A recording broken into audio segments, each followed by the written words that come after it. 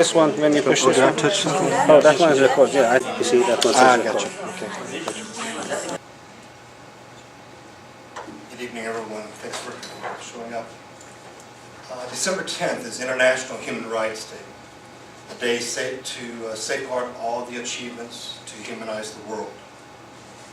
Without doubt, this struggle symbolizes the most courageous aspect of human beings in their attempt to bring peace, freedom, social justice, and human greatness in the world.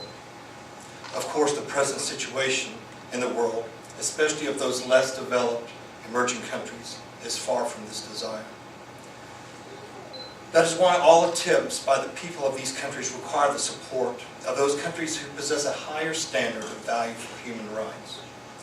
A review of the Islamic Republic in the past 32 years shows widespread, systemic, and organized abuses of human rights in which the regime is always resorted to violent crackdowns against demands for freedom by its people. Hostility to human rights is at the structural and legal core of the Islamic Republic. As we commemorate the International Human Rights Day, Iran is living in the darkest moments in terms of respect for human rights.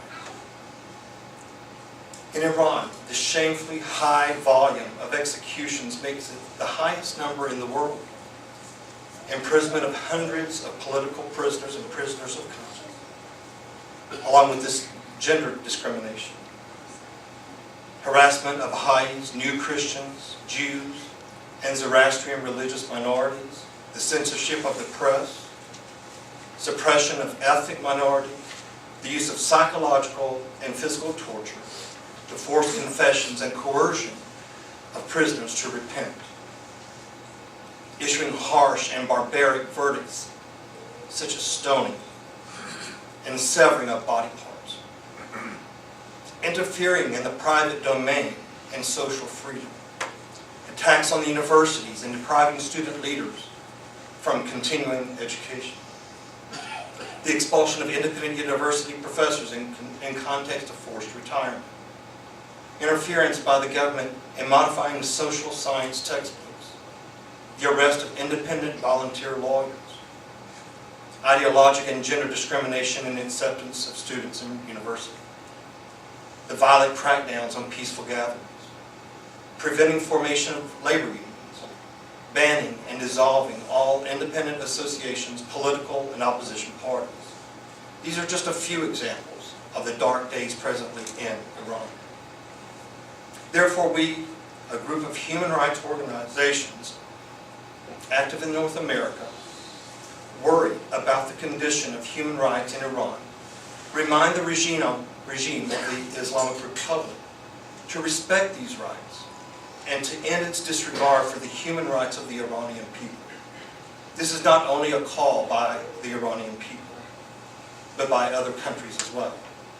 We demand that the UN Secretary General and the European Union pressure Iran on its human rights condition and not be deceived by Iran's release of a few prisoners.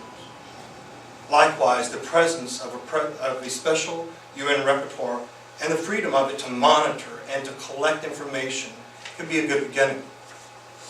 Certainly the immediate and unconditional release of all detainees, political and conscious, along with the removal of limitations against the press, student organizations, trade unions, political and human rights organizations, is imperative to better the condition of the human rights situation in Iran. We also demand that the death penalty be abolished in Iran. An ongoing increase in the crime rate in Iran rejects the claim that such punishment will solve the social problems as claimed by those who favor it, but rather that will increase the atmosphere of hatred in the society.